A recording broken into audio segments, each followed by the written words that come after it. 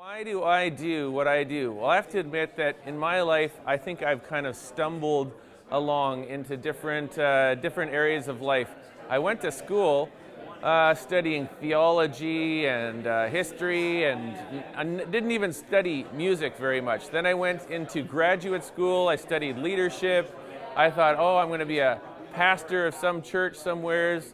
Then I got onto the worship team in a church and wasn't even planning on leading worship. And one day the worship leader didn't show up. I was the next closest to the front of the stage, and he was like, I guess you're leading worship because the regular worship pastor is sick.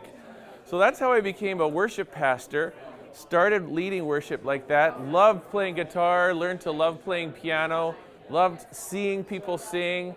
So then I got hired by a church and was paid a salary.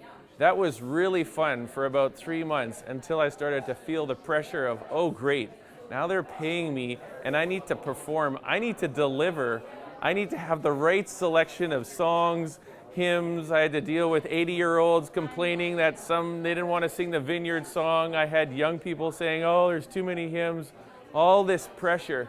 I loved still all of the music, but I just decided it was going to be way easier if I could be a worship leader and not be paid at all. So that leads me into the world that I'm in right now, where I just found another way to make a living, being creative, working with numbers, embracing like my inner geek, and still loving songs, worship, music, supporting the church. But I love that I get to do all that I do now and enjoy my team that I work with, and then sometimes a couple of times a week I'm out at camps or retreat centers or local churches or my own church. I love playing piano. I got my little Nord piano, got my Taylor guitar, all the little jewels of any worship leader would love those instruments. So I'm very engaged in the songs.